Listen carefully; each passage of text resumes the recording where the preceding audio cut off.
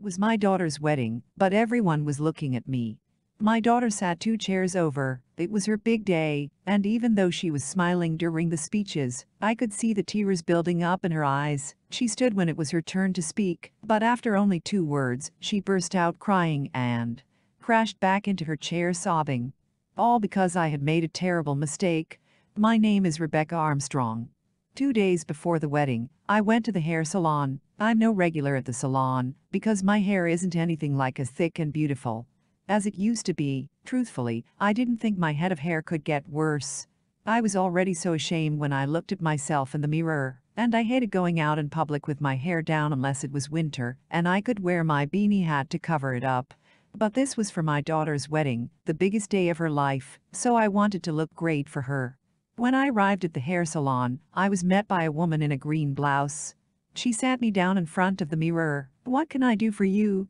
I told her about my brittle strands that fall out at the slightest touch, and how I needed her to carefully style my hair.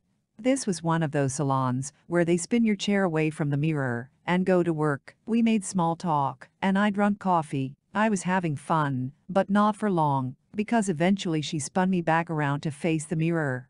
"What do you think?" she asked.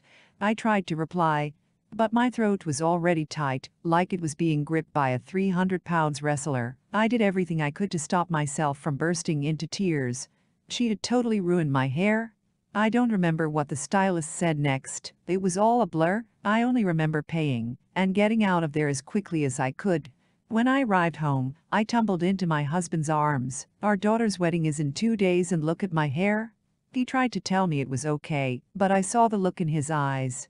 He looked at me as if I was a 3-year-old that had taken a pair of scissors to their own hair. It wasn't his fault my hair looked so embarrassing. And if he was looking at me like that, everyone at the wedding would be too. So over the next 48 hours I searched desperately for a way to fix it. I was so desperate I even considered shaving my head and getting a wig, but I couldn't cut off the small amount of hair I had left.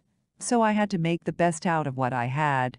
And as it turned out, and just before I tell you the rest of this embarrassing story, you can read more in the description below.